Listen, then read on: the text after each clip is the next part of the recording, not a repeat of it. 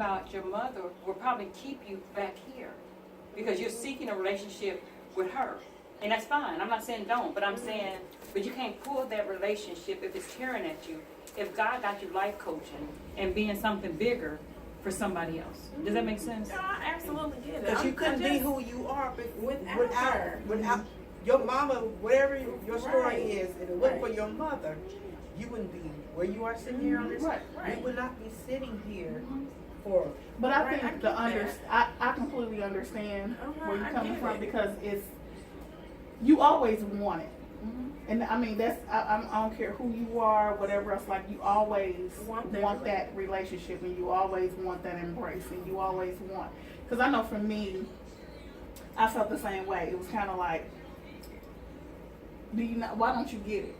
But I think that's my issue. Why don't you get it? And this is just, and I think this is where my bonds with different women come from. I think that I'm genuine. I can genuinely feel when I have a bond with somebody. I can feel it, and I also feel when I come close to somebody, we're not good. It's That's a supernatural thing, though. So I get that, but like with my mother, that is a relationship that I feel is just there. I think that no matter how much dirt she's done, what she is, what she can be, who she's not, who she is, those things are obsolete in my mind at points. Especially when I've got it's just the love that's there. My mother is an addict. My mother is a prostitute. My mother has done things that are just beyond reason for me. But I still love her. And ain't nothing wrong with that. And It's not. I'm a 41-year-old child that just wants to feel, Your mama's lap. and that's it. Some days I just want to be able to go to her and just Roll lay in on bed. it. I ain't got to say nothing, Right. but just to know that I'm laying on my mother Right. would make me feel so much better.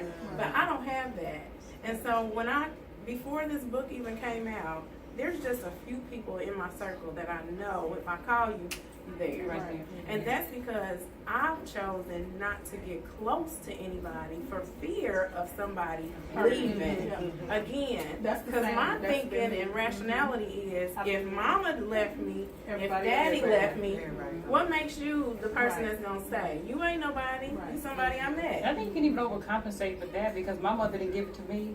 I overkilled.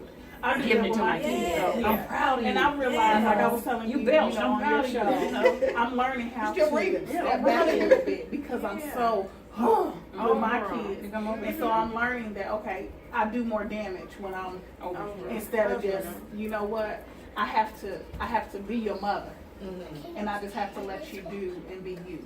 And the same way I wanted that woman to teach me, you know, teach me how to cook and how to dress, you know, anything. stuff, Like yes. she wasn't there for those things, and it took. I thank God that I had a village of women who kind of took on those roles, and I kind of picked from each and every one of them to really help me to grow and understand what it is to be a woman and how to be a woman and what it is to be a wife and how to do those things.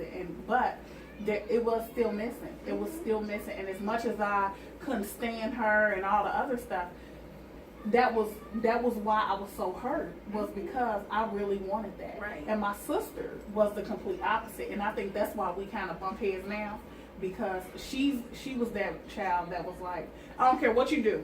That's my mama. You my mama. I And think for everybody me, processes I was differently. like, I think the that's hell with true. you. We process different because my mother, me and my two sisters, I'm the middle child. Same mother and father. And again, because my sisters followed the grain, my mother was always vocally proud of them. She said, this is my daughter, this is Dennis, this is my daughter, Patricia, and that's my middle daughter. That's how she was single us out. And when I got these big speaking engagements, I don't care who was in that audience, I wanted my mother right there. She's never there. And so to be with sisters, now me and my sisters are close, they don't make me feel any different. If I go to their house, they got $500,000 homes, literally. I can go to their house, put my feet on the couch, feel like we sisters. No titles, no nothing. But my but mother, that love, it is something.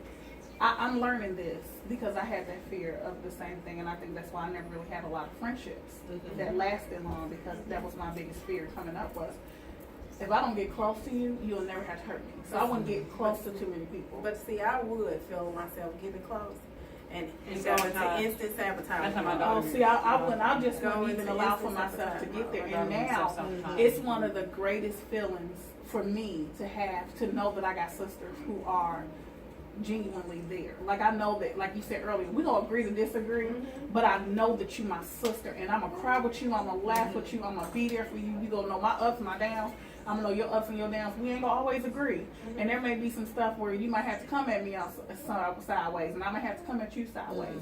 But you still my sister, and I've never felt that up until these past few years. From just friends who are genuine. But I who think are there's like, I also love you. things in our path and in our journey that we haven't identified That's true. that keeps us at bay with Yes. certain people, that keep us at bay with being able to come total clean with self, you know, Yes. myself included. But I know I go into infant mode or kid mode, just like you, when I'm practicing my lines. My mother said, "Nobody want to hear that." I'm at her house practicing. I don't live with her though, but I'm at her house practicing. I might stop by there to see her or whatever. And the only time she would really get proud of me is if I'm at a funeral and everybody clapping and standing, or she heard that I spoke at Julia Carson's thing on her daughter. But let me do it at open mic. Let me do whatever. You know, I sold 3,000 CDs, which is huge for a poet. You know, it ain't nothing for somebody doing R&B, Right. but for a poet, it's huge. Yeah, it's very huge. I don't have none of my CDs are at my mother's house. None of them. You know, I laid one on. She said, "Don't put that there." You know, So you have to evaluate, how did she come to that? you know, because my mother had a dream. I already dissect. My mother had a dream, but because she chose not to wake up, you know, and live her dream, that she's angry. But she With said it's me. never too late. You know, it's just. It's But just some people don't realize that. It's Yeah. never too late. But some people, I think, depending on your mindset, Or who because that's told you of that who you told couldn't do you it. that you couldn't do it. My mother died when she was 6. So she was raised by older brothers and sisters who also in the same hurt. And my grandfather back in the day, he's out in the field, picking kind of whatever they're doing back then. So there was nobody really to pour into her. My mother graduated valedictorian of her high school.